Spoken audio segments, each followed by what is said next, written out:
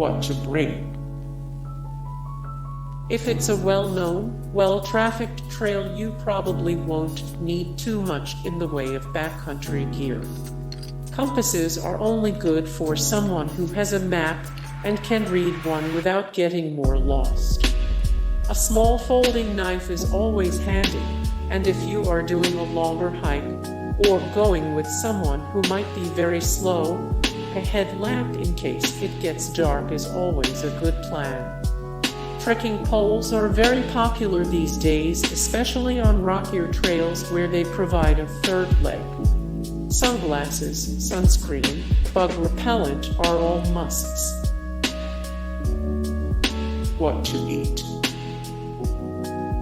This will depend on how long you plan to hike, but most beginners tend to do a 1/2 day and under.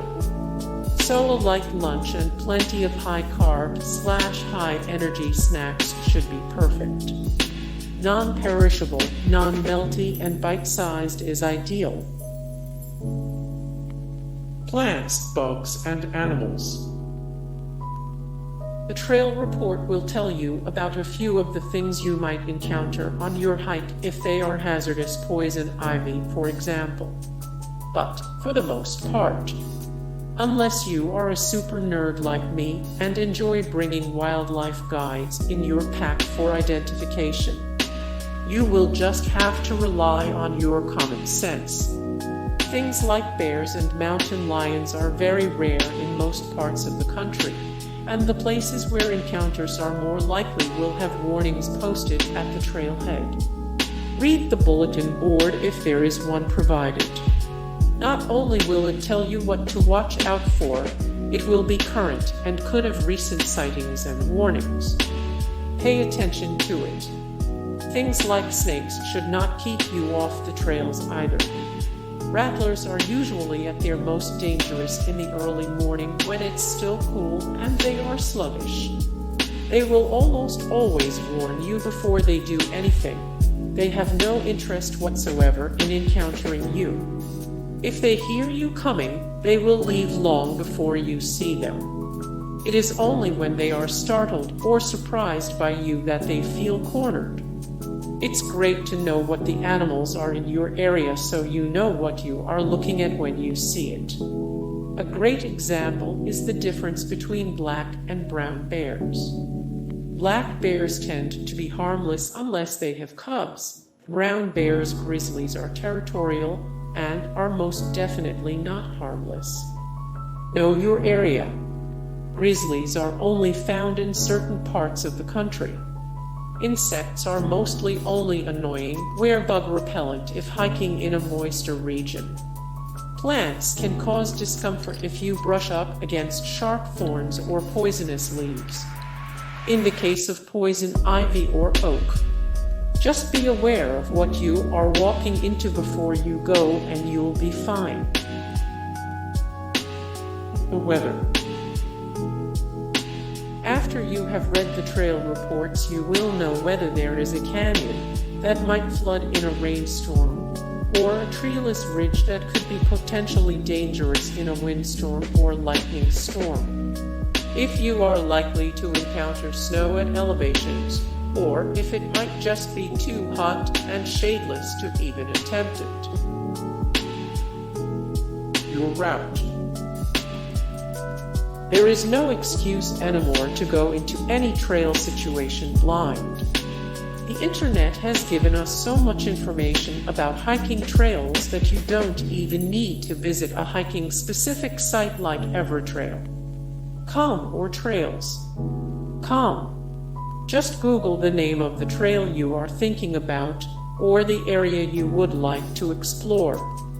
There will be trail reports. Read them. Look at the maps, read about how to find the trailhead. Look at Google Maps in satellite view to orient yourself on landmarks. Companions. This one is surprisingly important, not just for you. It is ideal that you match the challenge of the hike to the personality of the person you hike with. If you find a cool-looking 6-mile, 2000 FT trail on trails. Calm and then spend 2 hours talking your overweight, smoking friend into going with you. Be certain that your friend is a gamer, as in has the mental fortitude to step outside their comfort zone and be able to deal with a challenge without freaking out.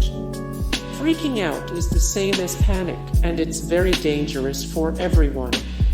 I need to tell you guys, from experience, taking someone out of their comfort zone and asking them to do something they may not be physically capable of is asking for a lot of misery on all sides. And it can potentially be very scary. Absolutely, go hiking with this friend, but make sure you pick a trail that you are sure you are both going to be able to handle.